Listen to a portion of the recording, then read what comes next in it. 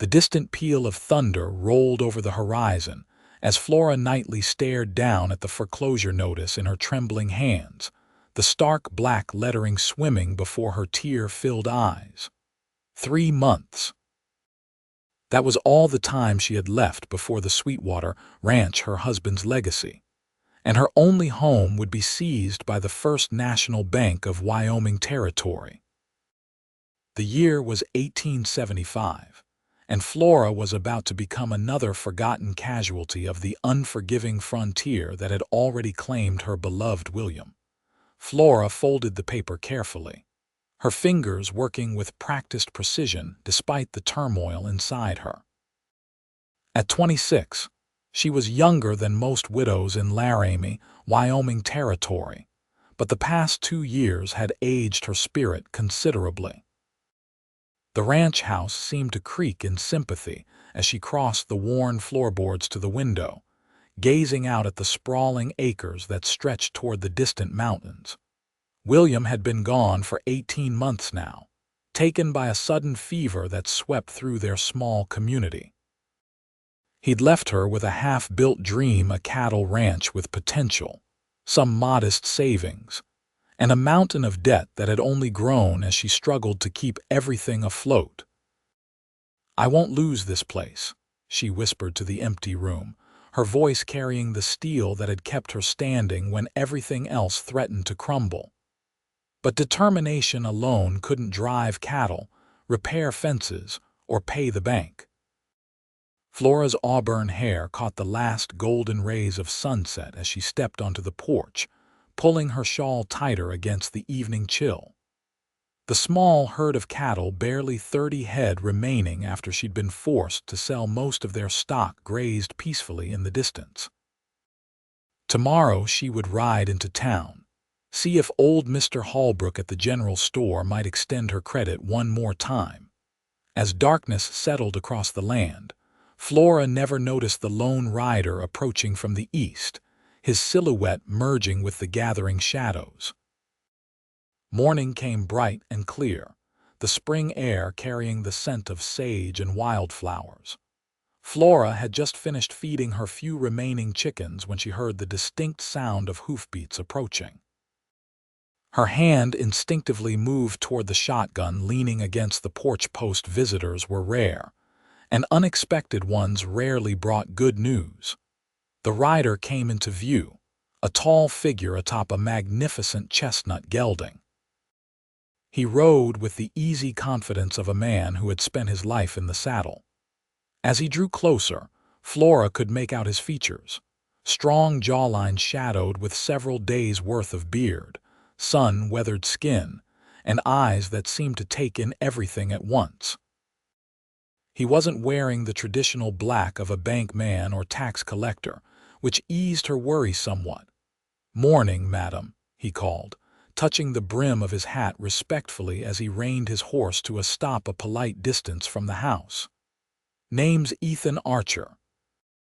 I'm looking for work and shelter, if you've got either to spare." Flora studied him carefully. His clothes were worn but clean, his saddle good quality though well used. The rifle in his scabbard looked well maintained, and there was no visible gun on his hip, unusual for a drifter. "I'm afraid I can't help you, Mr. Archer," she replied, keeping her voice steady. "I'm not hiring. The Billings Ranch 10 miles west might need hands for the spring roundup." Ethan Archer dismounted with fluid grace, keeping his hands visible. "Passed by there yesterday. They've got all the help they need." His eyes traveled over the property, noting the sagging fence line, the small herd in the distance, the barn that needed repairs. "Forgive my boldness, madam, but it looks like you could use an extra pair of hands around here." "What I need and what I can afford are 2 different matters," Flora said plainly. "I appreciate your interest, but as you can see, this isn't exactly a thriving operation." "I'm not asking for much," he said, his voice carrying a sincerity that caught her attention. "Roof over my head, meals, and whatever you can spare when you can spare it. I'm handy with tools, good with horses and cattle. I can hunt, too. Flora hesitated.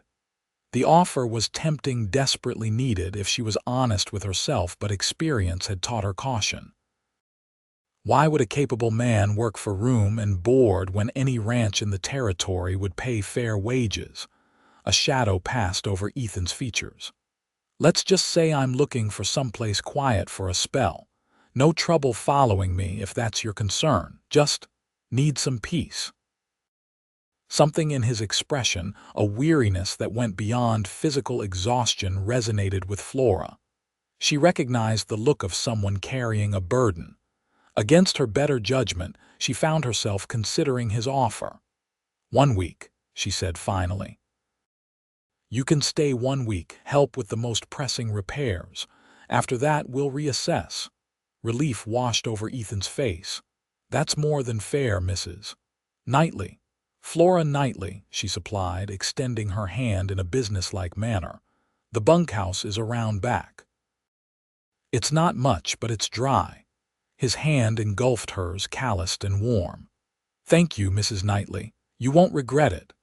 As he led his horse toward the small bunkhouse, Flora wondered if she already did. The next morning, Flora woke to the sound of hammering. She dressed quickly and hurried outside to find Ethan already hard at work on the broken porch steps, a pile of fresh-cut lumber beside him. Mr. Archer, she called, surprise evident in her voice. Where did you get that lumber? He looked up, wiping sweat from his brow despite the early hour. Found some fallen pine near the creek. Figured I'd make use of it. He gestured to the repaired steps. Hope you don't mind. Noticed these were loose when I came by yesterday. I don't mind at all, she said, genuinely impressed by his initiative. But you should have had some breakfast first. Been up since dawn, he explained. Already ate some jerky from my provisions. Didn't want to disturb you, Flora nodded, oddly touched by the consideration. Well, I'm making proper breakfast now. You're welcome to join me when you've finished with those steps. Over a simple meal of biscuits, bacon, and coffee, Flora found Ethan surprisingly easy to talk with. He asked intelligent questions about the ranch, how many cattle she had, the condition of her fences, whether predators were a problem. He listened attentively as she explained the challenges she faced, never once making her feel like she was out of her depth as a woman running a ranch alone. The cattle need moving to the north pasture, she said, pouring him another cup of coffee. The grass is better there, but the fence needs mending first. I've been putting it off because it's a two-person job. We can start on that today, Ethan offered. Fix the fence, move the herd tomorrow. Flora raised an eyebrow. Figure 4 hands are better than 2, he said with a slight smile. Unless you'd rather I stick to repairs around the house. Flora considered the offer. She'd been managing the cattle mostly on her own since letting go of her last hired hand 6 months earlier when she could no longer afford to pay him. Having help would be a welcome change. All right, she agreed. We'll work on the fence today. They set out after breakfast, riding side by side across the rolling landscape. Flora on her reliable gray mare, Ethan on his chestnut gelding. She couldn't help noticing how at home he looked in the saddle, his movements in perfect harmony with his horse. You've been riding a long time, she observed. Ethan nodded. Since before I could walk, my father says. He ran a modest spread in Colorado territory. Says, your father's still living then. A flicker of something regret perhaps crossed his features. As far as I know. Haven't been back that way in some years. Flora sensed there was more to the story but didn't press. Everyone on the frontier had their secrets, their reasons for being where they were. Sometimes the past was better left undisturbed. They worked well together, Ethan taking on the heavier labor of setting new fence posts while Flora helped string the wire. By midday, they'd made significant progress, enough that Flora felt justified in calling for a break. They sat in the shade of a lone cottonwood tree, sharing water from Flora's canteen and some bread and cheese she'd packed. "How long have you had this place?" Ethan asked, stretching his long legs out before him. "My husband William and I came here 7 years ago, right after we married," Flora replied, her eyes scanning the landscape with both pride and sorrow. "He had big dreams for this land, called it Sweetwater Ranch because of the creek that runs through the property. Was a good choice. Land has potential." "It does," she agreed. "William was building something special. Then 2 winters ago there was sickness in town. He went to help the doctor. He was good with medicines, knew which herbs helped with fever, but he caught it himself." She paused, swallowing hard. "He never recovered." Ethan was quiet for a moment. "I'm sorry for your loss, Mrs. Knightley." "Thank you," she said simply, appreciating that he didn't offer empty platitudes. "Since then, it's been a struggle to keep up with everything.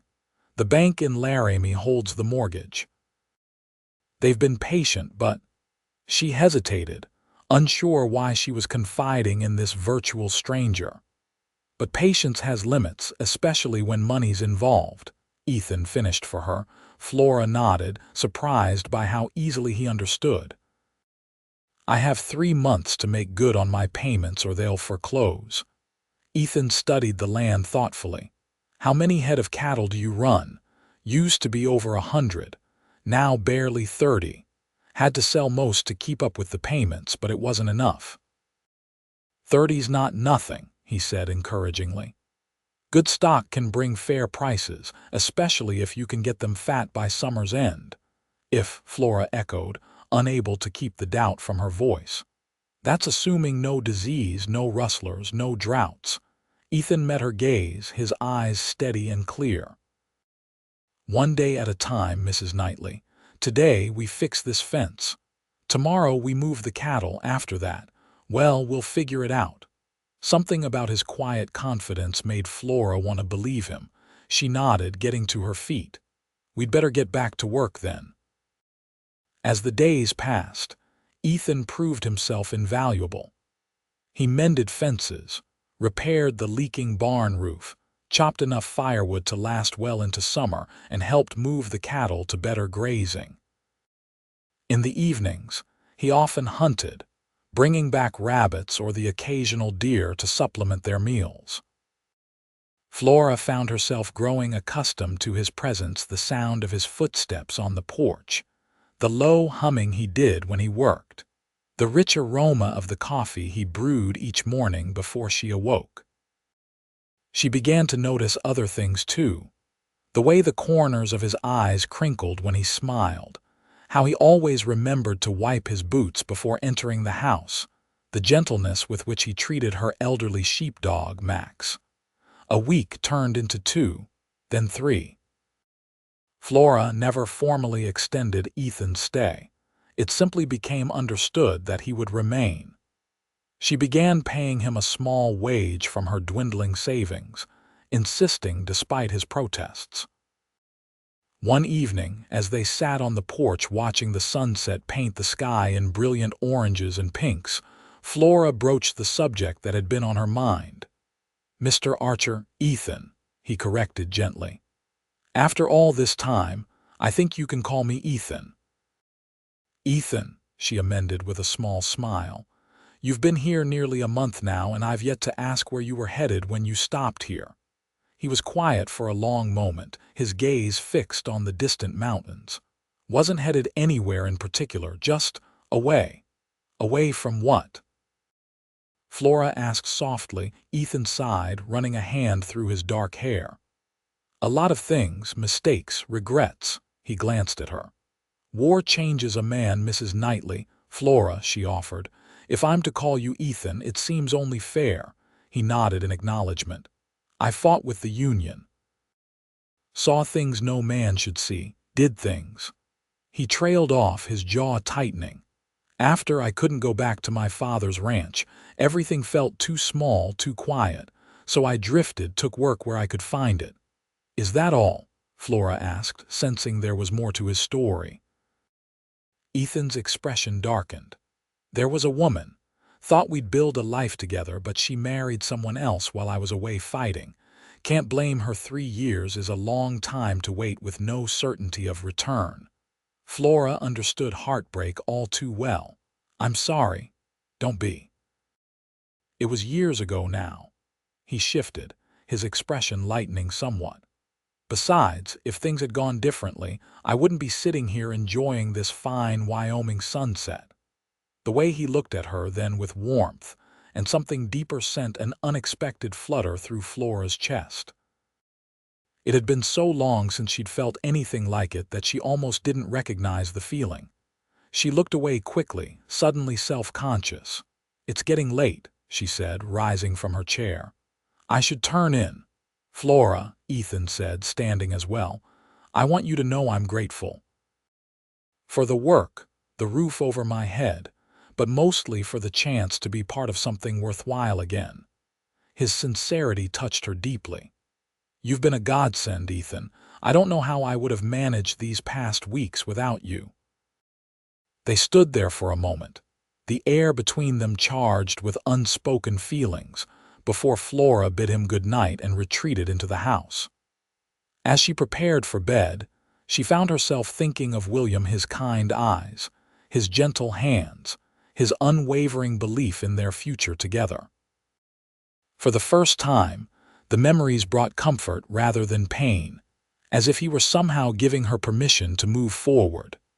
The next day brought trouble in the form of Mr. Hargrove, the bank representative from Laramie. He arrived unannounced, his expensive suit and polished boots marking him as a city man despite his efforts to appear comfortable on horseback. Flora was in the garden when he rode up, Ethan working nearby on repairing a wagon wheel. She straightened, wiping her hands on her apron as the banker dismounted. "Mrs. Knightley," Hargrove greeted with professional courtesy, "I apologize for the unexpected visit." "Mr. Hargrove," she nodded, "what brings you all the way out here? The payment isn't due for another 8 weeks. The banker glanced at Ethan, who had set down his tools and moved closer to Flora, a protective gesture that didn't go unnoticed. "I'm afraid there's been a change in circumstances," Hargrove said, his tone apologetic but firm. "The bank has been acquired by Western Financial Trust out of Denver. They're reviewing all outstanding loans, and yours has been flagged for immediate action." Flora felt the blood drain from her face. "What does that mean exactly?" "It means they've shortened the timeline for repayment. Instead of 3 months, you have until the end of this month to make good on your arrears." "That's less than 3 weeks," Flora exclaimed. "That's impossible, and you know it, Mr. Hargrove. The agreement was for 3 months. Hargrove had the decency to look uncomfortable. "I understand your frustration, Mrs. Knightley, but my hands are tied. The new owners want to clear what they consider high-risk investments from their books." "High risk," Ethan interjected, his voice controlled but edged with anger. "This is one of the finest pieces of grazing land in the territory." "And you are?" Hargrove asked, eyebrow raised. "Ethan Archer. I work for Mrs. Knightley." The banker nodded dismissively. "Well, Mr. Archer, while the land may be fine, the operation isn't turning a profit. Mrs. Knightley has been behind on payments for nearly a year now." "Because you people kept raising the interest," Flora said, her composure finally breaking. "Every time I make a payment, more gets added on. It's impossible to get ahead." "That's business, Mrs. Knightley," Hargrove said with a sigh. "Look, I'm truly sorry about this. William was a good man, and I've tried to be patient, but the decision isn't mine anymore." He reached into his jacket and withdrew an envelope. "Here are the details of what's owed. If you can't meet the new deadline, I suggest you consider selling to Marcus Fletcher. He's made an offer to buy out your mortgage." Flora took the envelope with trembling hands. "Fletcher, the cattle baron from Colorado, why would he want my small ranch?" "He's expanding into Wyoming territory," Hargrove explained. buying up smaller operations. His offer would clear your debt and leave you with enough to start fresh elsewhere. "This is my home," Flora said firmly. "I'm not selling to Fletcher or anyone else." Hargrove sighed. "Then I strongly suggest you find the money by month's end." "Good day, Mrs. Knightley, Mr. Archer." As the banker rode away, Flora opened the envelope with dread. The figure written there made her heart sink. It was more than double what she'd thought she owed. "How bad is it?" Ethan asked quietly. She handed him the paper wordlessly. He let out a low whistle as he read the amount. "This can't be right," he said. "They've added fees on top of fees." "It doesn't matter if it's right," Flora replied, her voice hollow. "They hold the mortgage, they make the rules." She looked around at the ranch, her home, her life, her last connection to William, and felt despair washing over her. Ethan placed a gentle hand on her shoulder. "We'll figure this out, Flora, I promise." She wanted desperately to believe him. That evening, after a subdued dinner, Ethan laid out a plan. "We need to increase your herd fast," he said, spreading a map of the territory on the kitchen table. "There's a cattle auction in Cheyenne next week. If we could buy even 20 good head, it would help come selling time." "With what money?" Flora asked. "I've barely enough to keep us fed, let alone buy cattle." Ethan hesitated. "I have some savings. Not much, but enough for a small stake." Flora stared at him in disbelief. "You'd invest your savings in my ranch. Why would you do that?" His eyes met hers, honest and clear. "Because I believe in this place, in what we could build here." The word "we" hung between them, full of possibility. "Even if we bought more cattle," Flora said after a moment, "we'd still need a miracle to make enough by the end of the month." "Then we'll find one," Ethan said simply. "I've got another idea. The Army outpost at Fort Laramie always needs beef. They pay fair prices and pay on delivery. If we could secure a contract with them." Hope flickered in Flora's heart for the first time since Hargrove's visit. "How do we do that?" "I know someone there," Ethan admitted. "Captain James Riley. We served together. He's in charge of supplies now. You'd speak to him for me." Ethan nodded. "We could ride to the fort tomorrow, be back by nightfall." Flora studied him, this man who had appeared in her life when she needed him most. "Why are you doing all this, Ethan? You could walk away, find work elsewhere. This isn't your fight." He reached across the table, his hand covering hers. "Maybe I'm tired of walking away. Maybe I've found something worth staying for." The warmth of his touch, the sincerity in his eyes, it was overwhelming. Flora hadn't allowed herself to feel this way in so long, had buried her heart alongside her husband. Yet here it was, beating strong and sure beneath Ethan's gaze. "Ethan, she began, but he gently squeezed her hand. "You don't have to say anything," he assured her. "Just know that I'm here for as long as you want me to be." The next morning dawned clear and cool, a perfect day for the ride to Fort Laramie. Flora dressed in her best riding clothes, a navy skirt and white blouse that had seen better days but were still presentable. She pinned her auburn hair up neatly, studying her reflection in the small mirror. The woman looking back at her seemed different somehow, her eyes brighter, her cheeks touched with color that hadn't been there in years. Ethan was waiting by the horses when she emerged, his own appearance tidied for the visit. He'd shaved his beard, revealing a strong jawline, and wore a clean shirt under his leather vest. He looked handsome in a way that caught Flora by surprise, though she quickly pushed the thought aside. "Ready?" he asked, helping her mount her mare. The ride to Fort Laramie took most of the morning, but the time passed quickly as they talked. Ethan told her more about his childhood in Colorado, his father's small ranch, his mother who had died when he was 12. Flora shared stories of her own upbringing in Missouri, how she'd met William at a church social, their journey west to build a new life. "He would have liked you," she said at one point, surprising herself with the admission. William always said a man's character showed in how he treated animals and how hard he worked when no one was watching. Ethan smiled at that. Sounds like a wise man. He was, Flora agreed softly.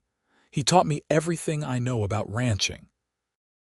Said a woman should always be able to fend for herself, even with a husband at her side. He was right, Ethan nodded approvingly, though there's no shame in accepting help when it's offered from the right place. The fort came into view shortly afterward, the American flag fluttering above the wooden walls. As they approached the gates, Flora felt a flutter of nerves. So much depended on this meeting. Captain Riley turned out to be a burly man with a booming laugh who greeted Ethan like a long-lost brother. He welcomed them into his office, listening attentively as Ethan explained their situation. "So you need a beef contract," Riley summarized, looking between them. "And quickly." "Yes, sir," Flora confirmed. "Our cattle are healthy, grass-fed. We can deliver 20 head immediately, with more to follow as our herd increases." Riley stroked his mustache thoughtfully. "Our current supplier has been less than reliable lately. Late deliveries, questionable quality." He glanced at Ethan. "And I've never known Archer here to vouch for anything less than the best." Relief washed over Flora as the captain extended his hand.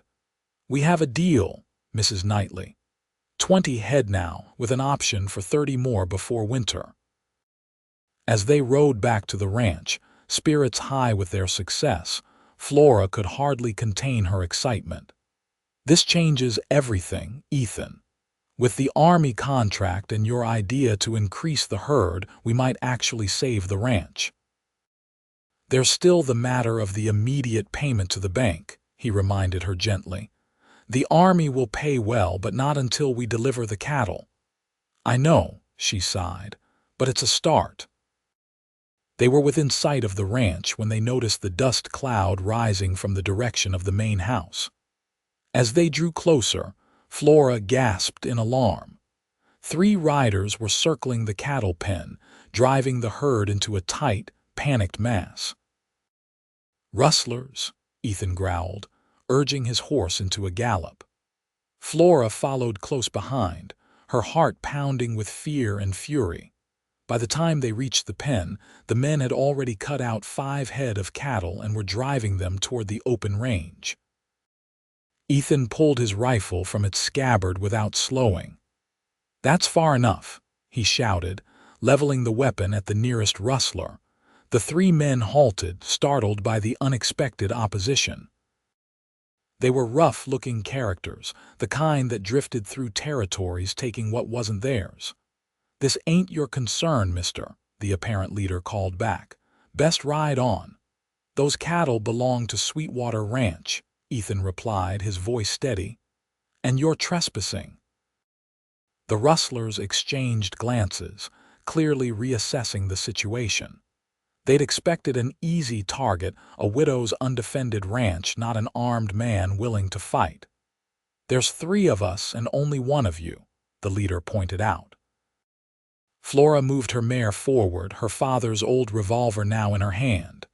2, she corrected firmly. For a tense moment, no one moved. Then the leader spat on the ground in disgust. "Ain't worth dying over a few scrawny cows," he muttered. "Let's go, boys."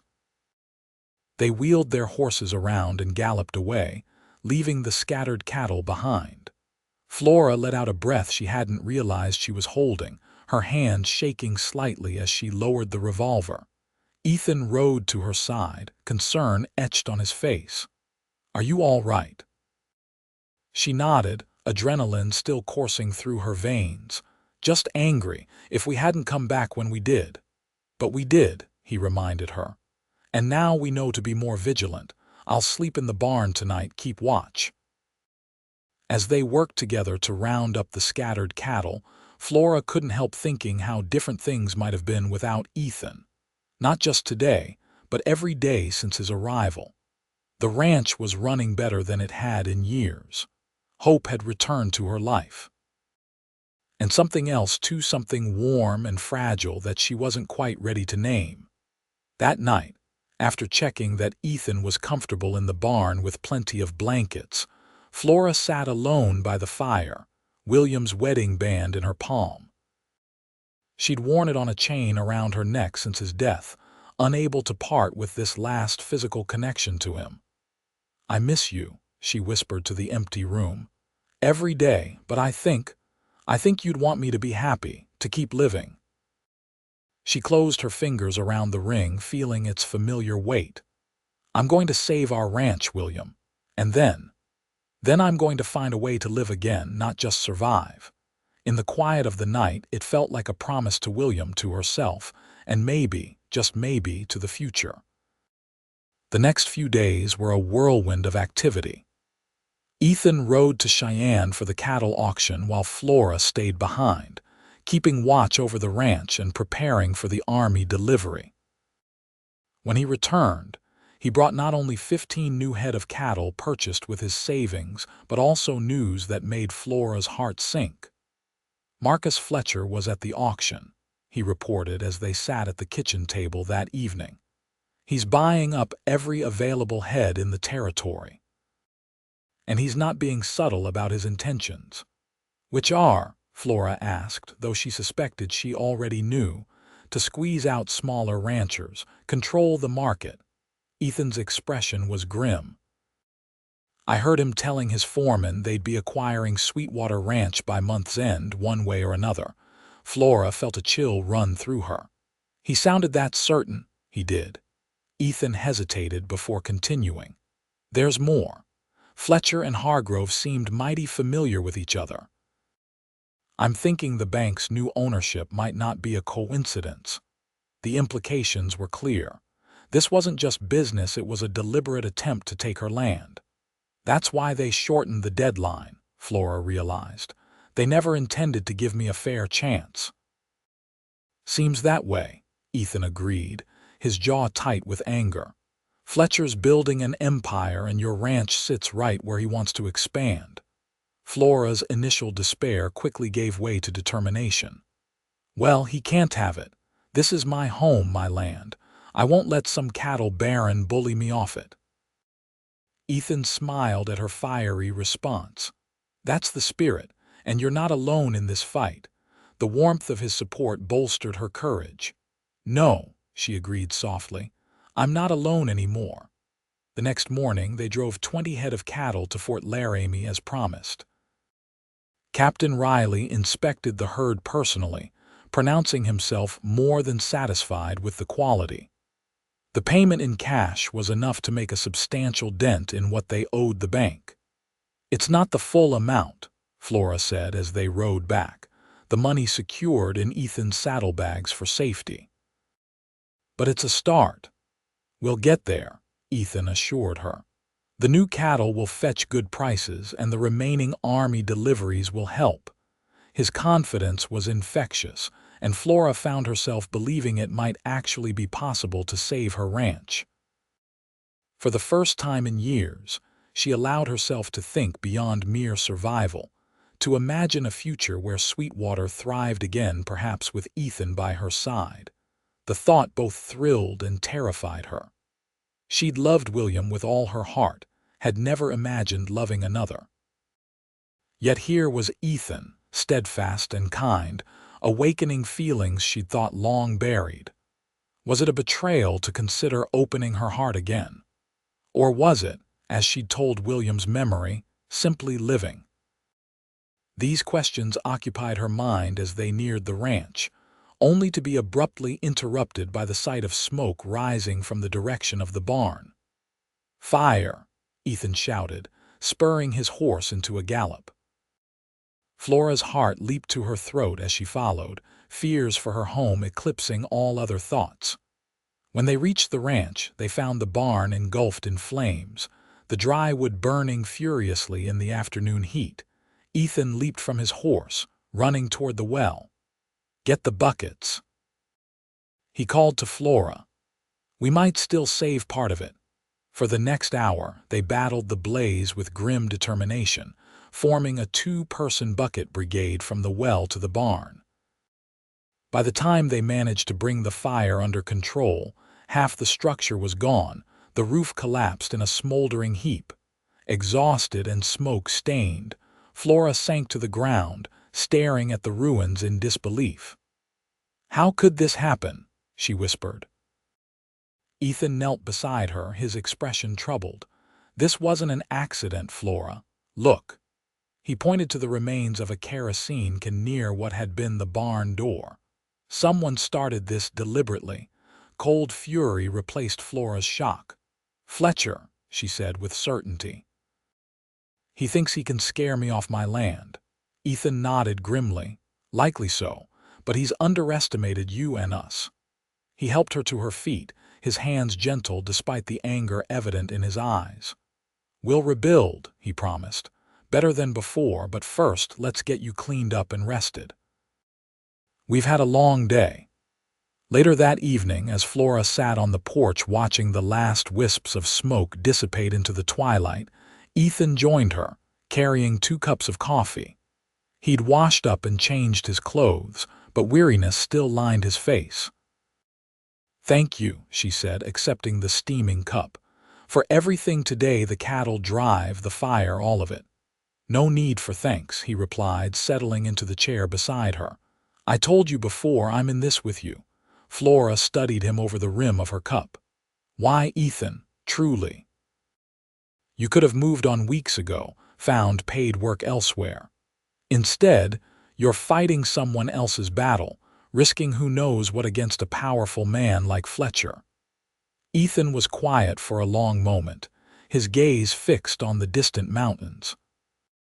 When he finally spoke, his voice was low and filled with emotion. "After the war, I drifted from place to place, never staying long. Thought that's what freedom was, no ties, no responsibilities." He turned to look at her, his eyes reflecting the fading light. "But it was lonely. Empty. When I rode up to your ranch that day, I wasn't looking for work, I was looking for meaning."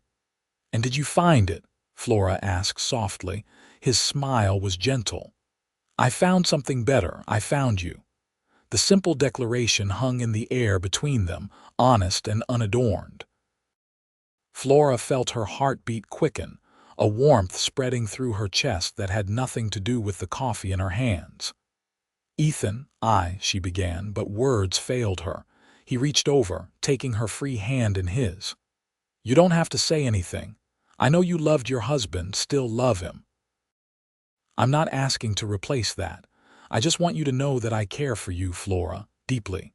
Tears pricked at her eyes, not of sadness but of an overwhelming mix of emotions. "I care for you too," she whispered. "More than I thought possible." The confession felt both terrifying and liberating. For so long, she'd kept her heart locked away, protecting it from further pain. Yet here she was, offering a piece of it to this man who had ridden into her life like an answer to an unspoken prayer. Ethan's thumb traced gentle circles on the back of her hand, his touch both respectful and intimate. "Whatever happens with the ranch, with Fletcher, we'll face it together, if you'll have me." "I will," Flora replied, her voice stronger now. "Together." As the last light faded from the sky, they sat in comfortable silence, hands entwined, the promise of tomorrow stretching before them like the vast Wyoming horizon. The following week passed in a blur of activity. Using lumber salvaged from the burned barn and fresh timber from the nearby hills, Ethan began rebuilding the structure, enlisting the help of 2 friendly neighboring ranchers who had no love for Marcus Fletcher and his expanding empire. Flora divided her time between caring for the cattle, maintaining the house, and making trips into Laramie to gather information about Fletcher's operations. What she learned only reinforced her suspicions. Fletcher had indeed purchased the bank that held her mortgage, installing his own people in key positions. The hastened foreclosure was part of a larger pattern. Several small ranchers in the area had recently lost their land under similar circumstances. "He's creating a monopoly," Flora explained to Ethan over dinner, controlling not just the cattle market but the very land itself. Ethan nodded grimly. It's happening all over the West, big money pushing out the little folks. Well, this little folk isn't going quietly, Flora declared, a determined glint in her eye. I spoke with Judge Thompson today. He thinks the accelerated foreclosure might not be legal, especially if we can prove Fletcher manipulated the situation for personal gain. Hope sparked in Ethan's expression. That could buy us more time. Exactly. The judge issued a temporary stay while he reviews the case. We have until his ruling at least another month to gather the full payment. Ethan reached across the table, squeezing her hand in congratulations. Flora Knightley, you are a force of nature. She smiled, warming under his praise. I'm just protecting what's mine. His eyes held hers, intense and full of feeling. Yes, you are. The moment stretched between them, charged with unspoken emotions until Flora gently pulled her hand away, suddenly self-conscious. There's apple pie for dessert, she said, rising to fetch it. Ethan watched her move about the kitchen, a smile playing at his lips. You know, he said conversationally, I've been thinking about the north pasture. Oh, Flora glanced over her shoulder as she cut the pie. It's good grazing land, but it could be better. If we diverted some water from the creek, planted alfalfa in the lower section, we could fatten the cattle faster, maybe even winter them there. The casual way he spoke of future plans, of improvements that would take seasons to complete, filled Flora with a quiet joy. He was thinking beyond the current crisis, envisioning a future here with her. That's a fine idea, she agreed, returning with 2 plates of pie. William always talked about doing something similar. He had good instincts, Ethan said, accepting his dessert with thanks.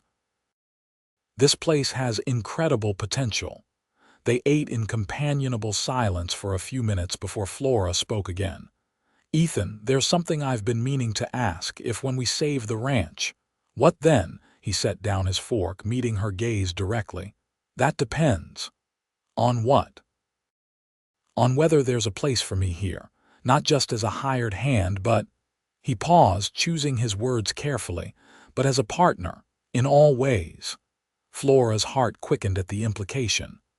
Are you proposing a business arrangement, Mr. Archer? She asked, though she knew very well he wasn't. A slow smile spread across his face. I think we both know I'm proposing something more personal than business, Mrs. Knightley. She couldn't help returning his smile, even as nervousness fluttered in her stomach. You should know I'm stubborn, set in my ways, and not always easy to get along with. I've noticed, he replied, his eyes twinkling with amusement, and I admire you all the more for it. Flora took a deep breath, gathering her courage. I care for you, Ethan, more than I thought possible after William, but this is all happening so fast. He nodded, understanding. We have time, Flora. I'm not going anywhere. He reached across the table, taking her hand once more. I just wanted you to know where I stand, how I feel. The tenderness in his expression nearly undid her. Thank you, she whispered, for everything. That night, as Flora prepared for bed, she found herself standing before the small mirror again, studying her reflection. The woman looking back at her was changed not just from the person she'd been when William died, but from who she'd been just months ago when Ethan first arrived. There was life in her eyes again, color in her cheeks, purpose in her bearing. She touched the chain around her neck, William's ring warm against her skin. I'll always love you, she whispered, but I think my heart has room for more. The next morning, Flora woke to the sound of hoofbeats, many of them. She dressed quickly and hurried outside to find Ethan already on the porch, rifle in hand, watching as a group of riders approached from the main road. Fletcher, he said grimly as Flora joined him, and his men. Sure enough, Marcus Fletcher himself led the group, a tall, imposing figure on a magnificent black stallion. 6 ranch hands flanked him, all heavily armed. "Stay behind me," Ethan murmured, but Flora shook her head. "This is my ranch," she replied quietly. "We face him together." The riders halted a respectful distance from the house. Fletcher dismounted with the fluid grace of a lifetime horseman, handing his reins to one of his men. "Mrs. Knightley," he called, removing his hat in a gesture of courtesy that didn't reach his cold eyes. "I hope you don't mind the unexpected visit." "What do you want, Mr. Fletcher?" Flora asked, stepping forward to stand at the edge of the porch, Ethan a solid presence beside her. Fletcher's gaze flicked dismissively over Ethan before returning to Flora. "I'll be direct, Mrs. Knightley. I've come to make you a final offer on your ranch. The bank informs me you've secured a temporary stay on the foreclosure. Clever move, I admit, but delays only postpone the inevitable." "There's nothing inevitable about losing my home," Flora replied evenly. "Especially now that Judge Thompson is investigating the rather suspicious circumstances surrounding the accelerated foreclosure." A flash of annoyance crossed Fletcher's features. "Business dealings are often complex, Mrs. Knightley, but let's set that aside for the moment. I'm prepared to offer you $5,000 for Sweetwater Ranch, a generous sum, considering the circumstances." Flora couldn't help the startled laugh that escaped her. "5,000? This land is worth 3 times that, Mr. Fletcher, as you well know." "Perhaps in better condition with a full herd," he conceded with a shrug. "But given your situation, I believe my offer is more than fair." "Her situation is just fine," Ethan interjected, his voice level but edged with steel. "Sweetwater isn't for sale." Fletcher's eyes narrowed as he studied Ethan more carefully. "And you are Ethan Archer. I'm Mrs. Knightley's partner." The word partner hung in the air, its meaning deliberately ambiguous. Fletcher's mouth curled into a knowing smile. "Ah, I see. Well, Mr. Archer, this matter is between Mrs. Knightley and myself. Her husband's debts are being addressed," Flora cut in firmly. "As I'm sure the bank has informed you, we've already made a substantial payment with more to follow. So unless you've come to discuss water rights or grazing boundaries as a neighbor, I believe our business is concluded." Fletcher's facade of civility slipped, revealing the hard-edged businessman beneath. "You're making a mistake, Mrs. Knightley. I always get what I want one way or another." His gaze shifted meaningfully to the half-rebuilt barn. "Accidents happen on isolated ranches. Cattle disappear. Fires start." "Is that a threat?" Ethan asked quietly, his hand moving imperceptibly closer to his sidearm. Fletcher smiled coldly. "Merely an observation about the dangers of frontier life, especially for a widow trying to manage a loan." "She's not alone," Ethan said, stepping forward. "And if anything else happens to Sweetwater Ranch, anything at all, we'll know exactly who's responsible." The two men stared at each other, the tension palpable. Finally, Fletcher replaced his hat, touching the brim in a mocking salute. "The offer stands until the end of the month, Mrs. Knightley. After that, well, we'll see what the bank decides." He turned and strode back to his horse, mounting with practiced ease. "Good day to you both." As the riders disappeared down the road, Flora released a shaky breath. "He as much as admitted to the fire," she said, anger and fear mingling in her voice. Ethan nodded grimly. "He's used to getting his way. Men like that don't take kindly to being refused." "What do we do now?" Ethan's expression was determined. "We finish rebuilding the barn, we tend the cattle, we pay off the bank, and we watch our backs." Flora slipped her hand into his, drawing strength from his steady presence. "Together, together," he agreed, squeezing her hand gently. That evening, as they sat by the fire going over their finances, calculating how much more they needed to pay off the bank completely, there was a knock at the door. Flora and Ethan exchanged wary glances. "Stay here," Ethan said, rising to his feet and drawing his revolver. He approached the door cautiously. "Who is it?" "Jeremiah Simmons, Mr. Archer," came the reply. "I've come to speak with Mrs. Knightley." Flora recognized the name. Jeremiah Simmons was Fletcher's foreman, a man with a reputation for loyalty to his employer and ruthlessness toward Fletcher's enemies. "What's your business?" Ethan called through the door, his gun ready. "I'm alone and unarmed," Simmons replied. "It's important." Ethan glanced at Flora, who nodded her assent. He opened the door slowly, keeping his weapon visible. Simmons stood on the porch alone, his hands clearly empty. "Mrs. Knightley," he acknowledged with a nod. "May I come in? What I have to say shouldn't be overheard." After a moment's hesitation, Flora gestured him inside. Simmons entered, removing his hat, his weathered face serious in the lamplight. "I'll be direct," he said, declining the offer of a chair.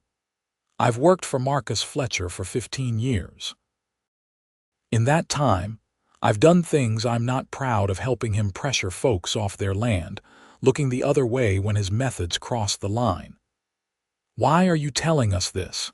Ethan asked, suspicion evident in his voice. Simmons sighed, suddenly looking older than his years. "Because this time he's gone too far. I didn't sign up to burn out widows or threaten decent folk." "The barn fire," Flora said quietly. "That was Fletcher's doing," Simmons nodded grimly. "On his direct orders, and he's planning worse if you don't sell." "Why should we believe you?" Ethan demanded. "For all we know, this could be another of Fletcher's tricks." "Fair question," Simmons acknowledged. He reached into his pocket slowly, telegraphing his movements to avoid alarming Ethan. "This might convince you." He withdrew a folded paper and handed it to Flora. It was a bank draft made out to Marcus Fletcher, signed by the president of First National Bank of Laramie. "Look at the amount," Simmons urged. Flora's eyes widened as she read the figure. "This is exactly what we owe on the mortgage. Plus a hefty bonus," Simmons confirmed. "Payment for manufacturing a reason to foreclose. Fletcher's been planning this for months." Flora handed the bank draft to Ethan, who studied it carefully. "This is evidence of fraud," he said, looking up at Simmons. "Why are you showing us this?" The foreman's expression was somber. "My wife died last winter. Consumption. Before she passed, she made me promise to set things right, to be the man she believed I was." He gestured to the bank draft. "This isn't setting things right. It's theft, plain and simple." Flora's mind was racing. "We could take this to Judge Thompson." "With this evidence, Fletcher would deny everything," Simmons interrupted. "Claim the draft was for legitimate business. His word against mine, and he's got powerful friends." "Then why show us at all?" Ethan asked, still skeptical. "To warn you," Simmons replied simply. "Fletcher's desperate to get your land before the railroad survey is completed. There's talk the new line will cut right through Sweetwater." Flora and Ethan exchanged startled looks. "The railroad," Flora echoed. "Here," Simmons nodded. "That's why he's in such a hurry. Railroad land is worth 10 times what he's offering you." He put his hat back on, moving toward the door. "I've said my piece. Watch yourselves. Fletcher's not a man to cross." "Wait," Flora called as he reached for the doorknob. "Why risk this? He'll know you came here."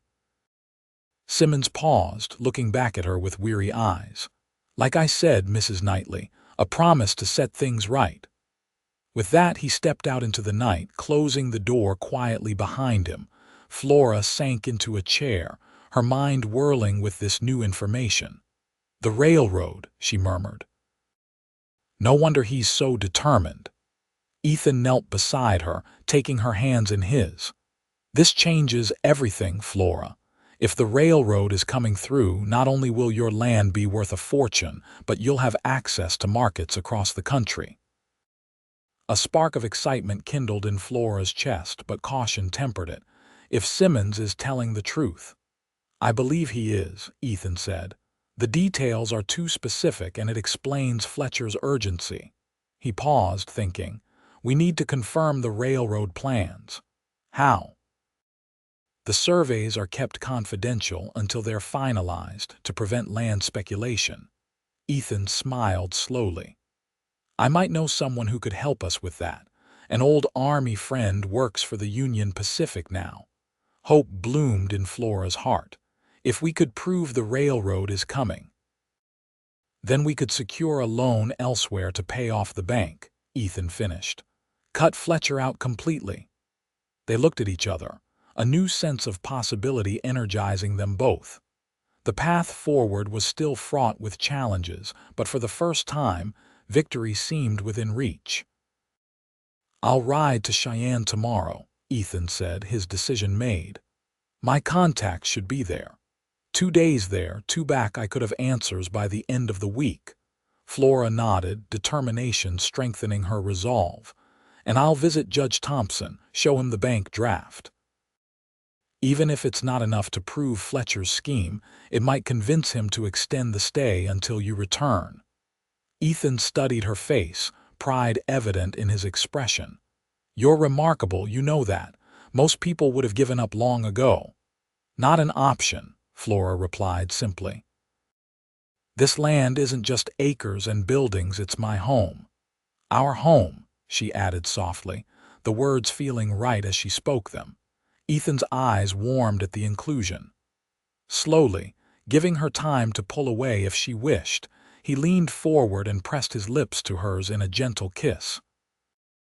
It was brief but filled with promise, a confirmation of feelings that had been growing between them for weeks.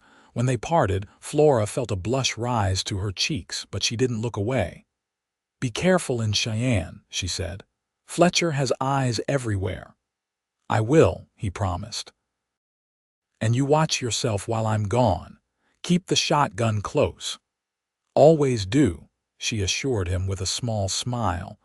They spent the rest of the evening planning, their shared purpose bringing them closer than ever. As they worked, Flora couldn't help reflecting on the strange twists of fate that had brought Ethan to her door that spring day. What had seemed like the darkest time of her life was transforming into something unexpected and beautiful, a new beginning. The following morning dawned crisp and clear, perfect for traveling. Flora packed provisions for Ethan's journey while he saddled his horse and checked his weapons. I'll be back as soon as I can, he promised as they stood together in the yard, his gelding pawing impatiently at the ground. I'll be here, Flora replied, fighting the worry that knotted her stomach. 4 days was a long time to be alone, especially with Fletcher's threat hanging over her. As if reading her thoughts, Ethan took her hands in his. I wouldn't go if there was any other way. I know, she assured him. And this is our best chance. I'll be fine. She reached up impulsively, pulling him down for another kiss, this one less hesitant than the first. For luck, she murmured as they parted. Ethan's smile was tender.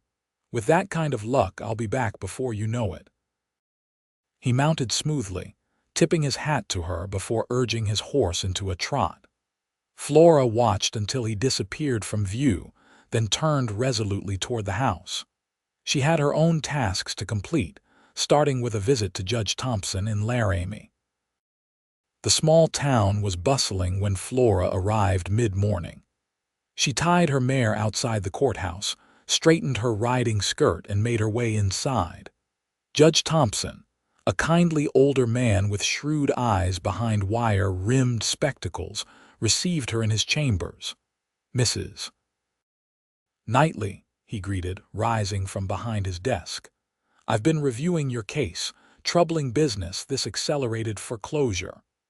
More troubling than you know, Your Honor, Flora replied, withdrawing Simmons' bank draft from her reticule. This came into my possession last night. The judge examined the document carefully, his bushy eyebrows rising as he read. This is quite serious, Mrs. Knightley. Where did you get this? I'm not at liberty to say, Flora answered, protecting Simmons. but I believe it proves Marcus Fletcher has manipulated the bank for his personal gain." Judge Thompson frowned, tapping the paper thoughtfully. "It's suggestive, certainly, but not conclusive. Fletcher could claim this was for any number of legitimate transactions." "I understand," Flora nodded, "but is it enough to extend the stay on foreclosure?" "Just until we can gather more evidence." The judge studied her for a moment. "You're a determined woman, Mrs. Knightley. Your husband would be proud." He sighed, making his decision. "I'll extend the stay for 2 weeks. That's the best I can do without more concrete evidence." Relief washed over Flora. "Thank you, Your Honor. That's all I ask." As she left the courthouse, a sense of accomplishment buoyed her spirits. 2 more weeks' time for Ethan to return, for them to secure a new loan if the railroad information proved true. She was so preoccupied with these thoughts that she didn't notice the man watching her from across the street, nor did she see him mount his horse and follow at a discreet distance as she rode back to Sweetwater. The next 2 days passed slowly. Flora kept busy with ranch chores, assisted by the neighboring ranchers who took turns riding over to check on her in Ethan's absence. By the 3rd day, she had settled into a routine, trying not to count the hours until Ethan's expected return. She was in the garden harvesting vegetables for dinner when she heard horses approaching. Thinking it might be Ethan returning early, she straightened eagerly, shading her eyes against the afternoon sun. Her heart sank as she recognized Fletcher's men, 4 of them, Simmons noticeably absent. They rode directly to the house, dismounting with casual arrogance. Flora reached for the shotgun she'd propped against the garden fence, keeping it lowered but visible as she approached. "Something I can help you gentlemen with." The leader, a hard-faced man she knew as Decker, smiled unpleasantly. "Mr. Fletcher sent us to check on you, Mrs. Knightley. Heard your partner has left you all alone." A chill ran down Flora's spine at the implication that Fletcher had been watching the ranch. "As you can see, I'm perfectly fine. You can tell Mr. Fletcher his concern isn't necessary." Decker's smile widened. "Oh, he was very insistent that we make sure everything's secure. Mind if we look around? Check the barn, the cattle pens." "I mind very much," Flora replied firmly, raising the shotgun slightly. "This is private property. Unless you have official business here, I'll thank you to leave." The men exchanged glances, their expressions hardening. "Now, that's not very neighborly," Decker drawled. "Mr. Fletcher's just trying to be helpful." "I don't need his kind of help," Flora stated coldly. "Now please go before this gets unpleasant." For a tense moment, Decker seemed to be considering his options. His hand drifted toward his holstered revolver, and Flora's finger tightened on the shotgun's trigger. "Everything all right here, Flora?" called a familiar voice. Relief flooded through her as she saw Thomas Weber, one of the neighboring ranchers, riding up with his 2 grown sons. They all carried rifles, their expressions leaving no doubt about their willingness to use them. Decker scowled, clearly reevaluating the situation now that the odds had shifted. "Just paying a social call," he said smoothly, backing toward his horse. "No need for concern." "Social calls usually come with invitations," Weber replied, his tone pleasant but his eyes hard. "Mrs. Knightley doesn't seem to have invited you boys." The silent standoff lasted another few seconds before Decker shrugged elaborately. "We'll be going then. Give Mr. Archer our regards when he returns." The threat in his words was unmistakable. Flora watched them ride away, her heart hammering in her chest. "Thank you, Thomas," she said sincerely when they disappeared from view. Their timing was concerning. Weber nodded grimly. "Fletcher's getting desperate. Word is the railroad survey is nearly complete." He looked at her keenly. "That's where Archer went, isn't it? To find out about the route?" Flora hesitated, then nodded. Thomas Weber had been a friend to her and William for years. Yes. We have reason to believe the line might cross Sweetwater. If that's true, you're sitting on a gold mine, Weber said. And Fletcher knows it. Be careful, Flora. Don't stay here alone tonight. Come back with us to our place until Ethan returns. Though the offer was tempting, Flora shook her head. I appreciate it, Thomas, but I can't leave the ranch undefended. They'd burn it to the ground the minute I was gone. Weber looked unhappy but didn't argue. Then we'll stay with you. The boys and I will set up in the barn. No arguments, he added when she began to protest. William would have done the same for me. Touched by their loyalty, Flora agreed. The Webers' presence brought not just security but companionship, making the wait for Ethan's return more bearable. They helped with chores, shared meals, and kept watch through the night. It was late afternoon on the fourth day when they heard a rider approaching at speed. Flora rushed to the porch, hoping to see Ethan, but instead found Jeremiah Simmons dismounting from a lathered horse. Mrs. Knightley, he called urgently. You need to leave. Now, Thomas Weber emerged from the barn, rifle ready. What's going on, Simmons? Fletcher knows about the railroad survey, Simmons explained breathlessly. Someone in Cheyenne telegraphed him that Archer was asking questions. He's gathering men to come tonight, says he's going to burn you out if you won't sell. Fear clutched at Flora's heart. Where's Ethan? Have you heard anything? Simmons shook his head. Nothing. But Fletcher's sent men to watch the trails if Archer's on his way back. He didn't need to finish the thought. Ethan would be riding into a trap. How many men is Fletcher bringing? Weber asked grimly. At least a dozen, Simmons replied. Too many to fight off. Weber looked to Flora, the decision ultimately hers. We could make a stand or we could leave, try to find Archer on the trail. Flora's mind raced. Abandon the ranch and it would be in ashes by morning. Stay and fight against overwhelming odds and they might all be killed. Neither option was acceptable. We need more men, she said suddenly. Thomas, can you ride to town, get the sheriff? Weber nodded. I can, but it'll take time. Fletcher's likely to get here first. Then we need another plan. Flora looked at Simmons. Will you help us? The foreman nodded without hesitation. That's why I'm here. I'm done with Fletcher's methods. An idea began to form in Flora's mind, risky but possibly their only chance. Here's what we're going to do. As darkness fell, Flora sat alone in the kitchen, a single lamp burning in the window. From the outside, the ranch appeared quiet, peaceful, a solitary widow awaiting her fate. In reality, Weber's sons were hidden in the barn and along the fence line, armed and ready. Simmons was stationed near the road, watching for Fletcher's approach, while Weber himself had ridden for the sheriff, hoping to return in time. Flora checked her father's revolver for the third time, ensuring it was loaded and within easy reach. The waiting was the hardest part, the not knowing if Ethan was safe, if their plan would work. If this was the night she would lose everything she'd fought so hard to protect. A sound outside caught her attention, not horses, but footsteps on the porch. She tensed, reaching for the revolver when a soft knock came at the door. Flora. Ethan's voice, low and urgent.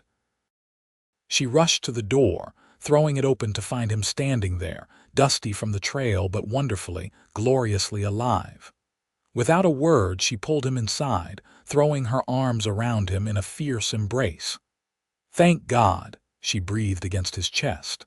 We've been so worried. Ethan held her tightly for a moment before gently setting her back to look at her face. What's happened? I saw Simmons on the road. He told me to approach quietly, that Fletcher's men might be watching. Quickly, Flora explained the situation, Fletcher's discovery of Ethan's inquiries, the threat of attack, their preparations. And the railroad, she asked when she'd finished. Did you confirm it? A slow smile spread across Ethan's tired face. I did. The main line will cross the northern edge of Sweetwater. They're planning a station less than a mile from here. Joy surged through Flora, quickly tempered by their current predicament. Then we have even more reason to save this place tonight. Ethan nodded, his expression turning serious. Simmons says Fletcher's bringing a small army. Even with Weber's boys, we're outnumbered. But we have the advantage of surprise, Flora pointed out. They think I'm alone, vulnerable. Ethan studied her face, pride and concern mingling in his gaze. You're many things, Flora Knightley, but vulnerable isn't one of them. He squeezed her hands gently. Still, I don't like the odds if anything happened to you. Nothing will, she assured him with more confidence than she felt. We just need to hold them off until the sheriff arrives. Before Ethan could respond, they heard Simmons' warning whistle from the road. Fletcher and his men were approaching. Ethan quickly extinguished the lamp, plunging the house into darkness. Stay low, he whispered, guiding Flora away from the windows. Let them think you're asleep. They waited in tense silence as the sound of horses grew louder, then stopped. Muffled voices carried through the night air, Fletcher giving orders to his men. From their position near a window, they could make out shadowy figures spreading out around the property. They're surrounding us, Flora whispered. Ethan nodded grimly, checking his revolver. Weber's boys are well hidden. With luck, Fletcher will approach the house first, try to intimidate you before resorting to violence. As if on cue, heavy footsteps sounded on the porch, followed by a loud knock on the door.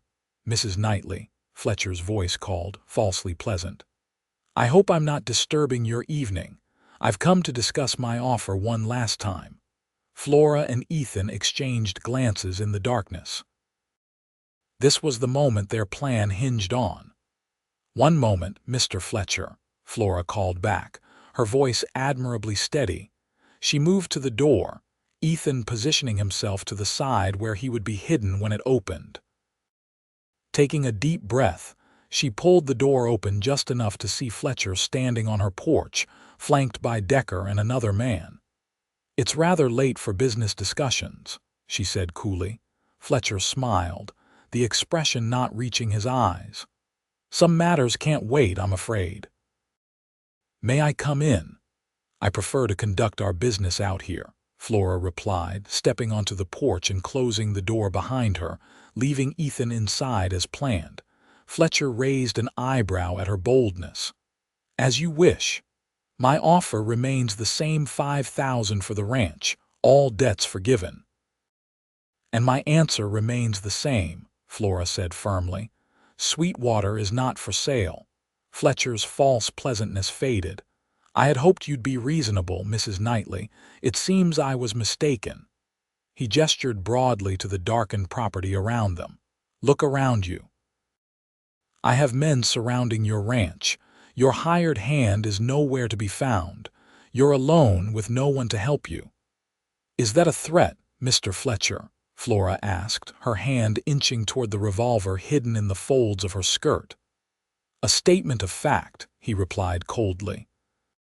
Either sign the deed over to me now, or I can't be responsible for what happens to your property tonight.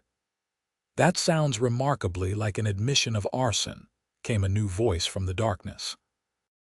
Fletcher whirled around as Ethan stepped out of the shadows at the end of the porch, his gun trained steadily on the cattle baron. Archer, Fletcher spat. Should have known you'd slither back. Drop your weapons, Ethan commanded, addressing Decker and the other man who had both reached for their guns. Decker sneered, his hand still hovering near his holster. There's 3 of us and only one of you, Archer. 2, Flora corrected, drawing her revolver and aiming it at Decker. And there's Weber's boys in the barn and along the fence line, all with rifles pointed at your men.